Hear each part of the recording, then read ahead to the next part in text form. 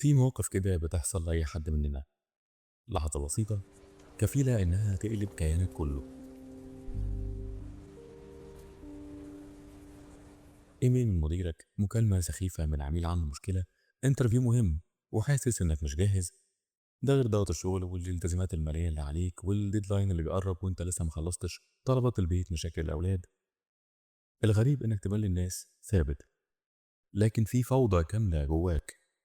دقة قلب سريعة، إحساس إنك بتتخنق، جسمك اللي بيعرق من غير سبب، دوامة من الأسئلة والاحتمالات دايرة جوه دماغك. وغالبا أول حاجة بتفكر فيها ساعتها إنك تهدى وتهرب من إحساس التوتر ده. وده لأننا اتعلمنا طول عمرنا إن التوتر والضغط العصبي عدو. بس خليني أقول لك حاجة، يمكن دي تكون أول مرة تسمعها بالشكل ده. الضغط والتوتر مش عدو ولا ضعف، ده ممكن يكون أعظم مساعد ليك لو فهمت رسالته. التوتر والضغط ده من أقدم آليات البقاء في الإنسان. كان زمان بيحمي الإنسان لما يواجه خطر حقيقي زي الحيوانات المفترسة. الجسم كان بيشتغل في ثواني، تضخ دم أكتر، يسرع النبض، عضلاتك تكون مستعدة للقتال أو الهرب. بس النهاردة مفيش أسد بيهاجمك، لكن في ديدلاين، في انترفيو، في ميل سخيف على الصبح. ودي مخاطر جديدة يمكن أخطر على دماغك من الأسد، لأن الضغط هنا بيصاحبه القلق. دماغك بتفضل شغالة حتى بعد الموقف ما يكون خلص، وتفضل تسترجع كل كلمة وكل نظرة وكل احتمال. العلم بيقول إن جسمك لما بيتوتر مش بيعلن حرب عليك، ده بيعلن حالة طوارئ عشان يساعدك. وإن كل ده مش بيحصل ضدك، ده بيحصل علشانك. في جامعة هارفارد عملوا تجربة غريبة، خلوا مجموعة من الناس يقدموا برزنتيشن قدام لجنة نقدية تحت ضغط رهيب. قبل ما يبدأوا قالوا لنصهم: لو لقيت قلبك بيدق بسرعة، ده مش خوف، ده جسمك بيقولك إنه جاهز، فما تقلقش. النص التاني قالوا له: حاول تهدى وتقاوم الخوف والرهبة. النتيجة: الناس اللي رحبت بالتوتر بدل ما تهرب منه كان أدائهم أعلى، وثقتهم بنفسهم كانت أقوى. والأدهى إن أجسامهم فعليا كانت في حالة صحية أكتر، مفيش انقباض في الأوعية الدموية، وحالة القلب كانت أفضل. كلهم دخلوا نفس الموقف، لكن كانوا في عالمين مختلفين. عالم قاوم الإحساس فانهزم، وعالم تاني فهم الإشارة وقدر ينتصر. في محاضرة شهيرة للدكتورة كيلي ماكوجنال قالت فيها إن الخطر الحقيقي مش في الضغط، ولكن في إنك تصدق من جواك إن الضغط خطر. اتكلمت عن دراسة تبعت 30 ألف شخص على مدار 8 سنين. اللي كانوا مصدقين إن التوتر والضغط العصبي مضر كانت احتمالية وفاتهم أعلى ب 43% من غيرهم. وده مش بسبب الضغط، ده بسبب الخوف منه. يعني اعتقاد الناس في الضغط أخطر عليهم من الضغط نفسه.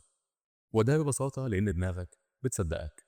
لو قلت لها أنا في خطر فهتستعد لحالة الحرب، ولو قلت لها أنا جاهز للتحدي فنفس الشيء اللي بيتعبك هيتحول لقوة وتركيز تخليك تشتغل أفضل. فعايزك تفهم إن الشطارة مش إنك تتخلص من الضغوط اللي حواليك، ولكن تعرف إزاي تتعامل معاها، وتصدق إن جسمك بيحاول يساعدك تتجاوز أي أزمة أو ظرف صعب. وده هو اللي فعلا هيفرق معاك كتير. إيه رأيك لو قلت لك كمان إن التوتر وضغوط الحياة بتزود مهارتك الاجتماعية وتخليك تقرب من الناس أكتر، يمكن حتى من غير ما تحس؟ في هرمون اسمه أوكسيتوسين، ده هرمون عصبي مسؤول عن العاطفة والغرائز الاجتماعية في الدماغ. الهرمون ده كمان بيتفرز كجزء من استجابة جسمك للضغط العصبي، زي الأدرينالين كده اللي بيسرع ضربات القلب.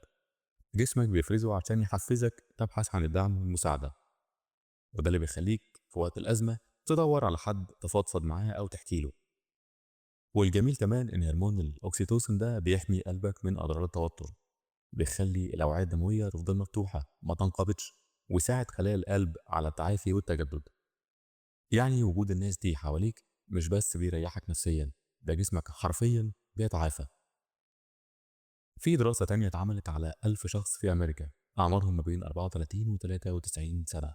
شافوا فيها حجم الضغوط اللي تعرضوا لها على مدار سنة كاملة، وراقبوا تصرفاتهم وعلاقتهم مع عائلتهم وأصدقائهم والناس المحيطة بيهم، وتابعوا سجلات الناس دي على مدار 5 سنين. بعد كده وجدوا إن مقابل كل أزمة أو تجربة صعبة بتمر بيها في حياتك، زي الأزمات المالية الشديدة والمصائب العائلية، ده بيزيد خطر الوفاة بنسبة 30%. ولكن وحط تحت لكن دي أكتر من خط، الكلام ده مش بينطبق على الجميع. الناس اللي كانت بتتواصل اجتماعيا بشكل أكبر وكانت حريصة على تقديم الدعم والمساعدة تعرضوا لخطر الوفاة بنسبة 0%. تواصلهم بالناس واهتمامهم بيهم اداهم مقاومة. ونلاحظ هنا للمرة التانية إن الآثار الضارة للضغط مش حتمية. حاول تفكر كده في الموضوع من شكل تاني، هتلاقي إن الضغط بيخليك تدخل دايرة من الذكاء الإنساني مش من الألم.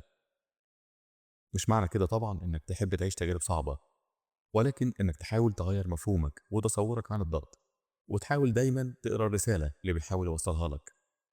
يعني لو مضغوط في شغلك، يمكن الرسالة هنا إنك محتاج تطور من نفسك أو أدواتك، أو إنك في طريق صعب بس مهم وهيخليك أقوى في النهاية.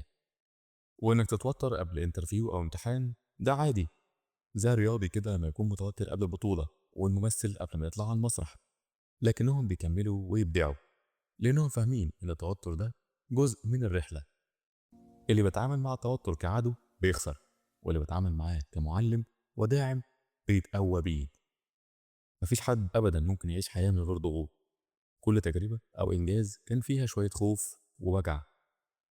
المرة الجاية لما تكون في موقف صعب أو أزمة وتلاقي قلبك بيدق جامد، خد نفس عميق وافهم إن قلبك ده بيحاول يساعدك ويديك قوة والطاقة عشان تقدر تعدي الموقف ده. دقة قلبك السريعة دي مش معناها ضعف أو خوف، معناها إنك لسه قادر تواجه وتكمل. خلي التوتر صديق، مش عشان أنت بتحبه لكن عشان أنت فاهمه. وافهم كمان إنك كإنسان مش مضطر تواجه المحطات الصعبة اللي بتقابلك في حياتك لوحدك. خلي حواليك ناس بتحبك وعايزة تساعدك زي ما أنت بتدعمهم وتساعدهم. وبس كده، ونتقابل قريب إن شاء الله.